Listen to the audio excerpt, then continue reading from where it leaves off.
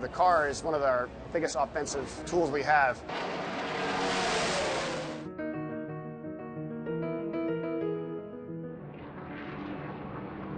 Ready, green, green, green. Being the crew chief of the team is like the head coach for the football team. Basically in charge of all the road guys and pit crew guys, making calls during the race, making adjustments, kind of calling the race and play-by-play type of deal. Racing's pretty risky. As crew chief, I try to make sure he's aware of the situations around him.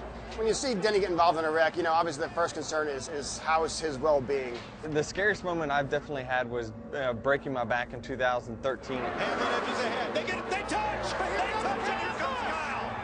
I hit a part of the wall that wasn't covered by a safer barrier. I remember feeling my back break, and I really didn't know if I'd ever race again. The pit crews become more and more important. Obviously, pit strategy is a big deal. When to pit, when not to pit, how many tires to take. We have some of the greatest athletes in the world work on pit crews. It's a very key part of our success. 2 back, 1 lane up. The communication between the driver, the spotter, and the crew chief is very key. Coming right to your bumper, coming outside.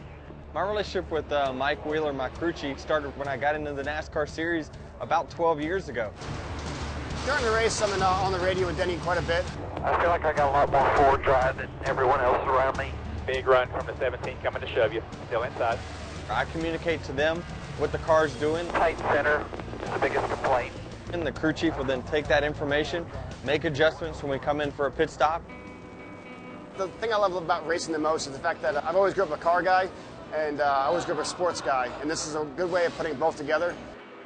My biggest fear in race day for myself is basically just making an error that we could have avoided. At the end of the day, you want to make sure you give 100% out of the car and yourself. We're driving around at 200 miles per hour, so you have to have a lot of faith that those guys have done their job well.